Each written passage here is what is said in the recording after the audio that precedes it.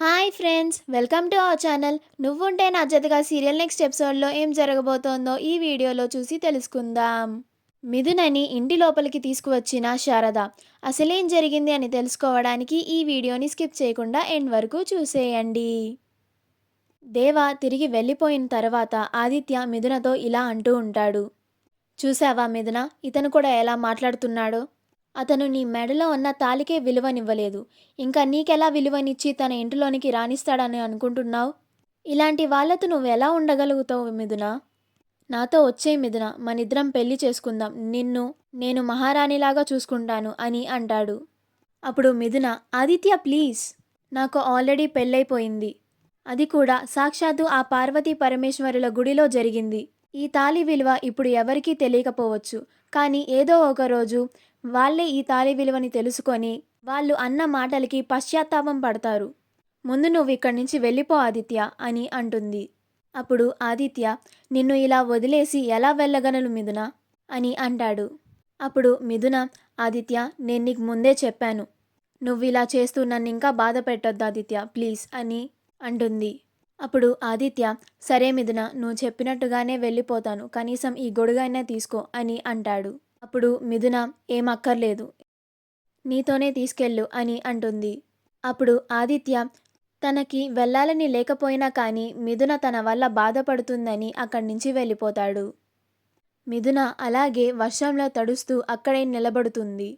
తనకి ఎంత చలి పుట్టినా కానీ ఎక్కడికి వెళ్లకుండా అక్కడే అలాగే నుంచుంటుంది.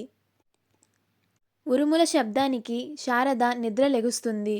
అప్పుడు శారద, అయ్యో పెద్ద వర్షం పడుతున్నట్టుగా ఉందే, ఇంకా ఈ అమ్మాయి ఇంటి ముందు అలాగే నుంచోనుందా, ఒకసారి చూద్దామని ఇంటి కిటికీలో నుంచి చూస్తూ ఉంటుంది.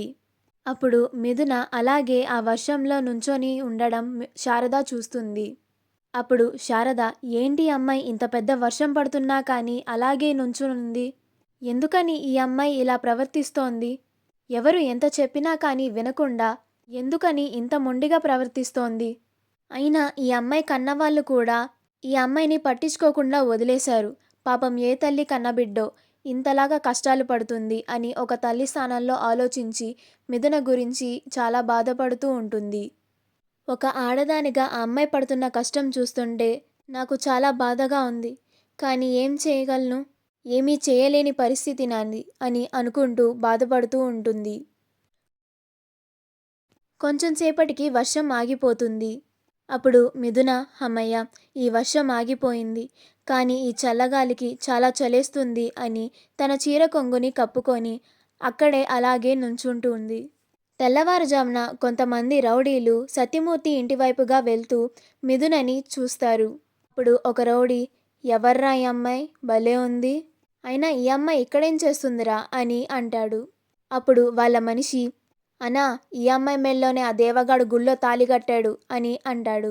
సత్యమూర్తి మాస్టారు ఈ అమ్మాయిని ఇంటి లోపలికి రానివ్వకపోతే ఈ అమ్మాయి వాళ్ళ ఇంట్లోకి రానిచ్చేదాకా ఇక్కడే ఇలాగే నిలబడతాను అని నిన్న మధ్యాహ్నం నుంచి ఇక్కడే నుంచుందంట అన్నా.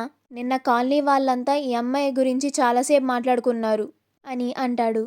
అప్పుడు ఆ రౌడీ, ఈ దేవాగాడికి అస్సలు మనసే లేదురా, ఇంత అందమైన భార్యని పెట్టుకొని రోడ్డు మీద నుంచోపెడతాడా, అదే నాకు గనక ఇలాంటి అమ్మాయి దొరికితే పువ్వుల్లో పెట్టి చూసుకుంటాన్రా నేను అని అంటాడు. పదండ్రా ఆ అమ్మాయితో ఒకసారి మాట్లాడొద్దాం అని మిథున దగ్గరికి వస్తారు. అప్పుడే శారద వాకిళ్ళు కడిగి ముగ్గు వేద్దామని ఇంటి బయటికి వస్తూ ఉంటుంది. ఈలోగా రౌడీలు మిథున దగ్గరికి వచ్చి తనతో చాలా అసభ్యంగా మాట్లాడుతూ ఉంటారు. అప్పుడు మిథున, ఎవరు మీరంతా, ముందసలు మీరు ఇక్కడి నుంచి వెళ్ళిపోండి అని అరుస్తూ ఉంటుంది. అప్పుడు శారద ఆ రౌడీలు మిథునతో మిస్బిహేవ్ చేయడం చూసి కోపంగా చీపిరి కట్టని తీసుకుంటూ వస్తుంది. అప్పుడు శారద, రేయ్ ఎవర్రా మీరంతా, అమ్మాయిలతో ఇంత అసభ్యంగా ప్రవర్తిస్తున్నారు అని వాళ్ళని కొట్టి తరిమేస్తుంది. ఆ రౌడీలు శారద దెబ్బలకు అక్కడి నుంచి పారిపోతారు. ఆ తరువాత శారద మిథున చేయి పట్టుకొని ఇంటి లోపలికి తీసుకొస్తుంది. మా వీడియో కనుక మీకు నచ్చినట్లయితే లైక్ చేయండి, షేర్ చేయండి, మా ఛానల్ని సబ్స్క్రైబ్ చేసుకోండి. పక్కనే ఉన్న బెల్ ఐకాన్ని క్లిక్ చేయడం మాత్రం మర్చిపోకండి.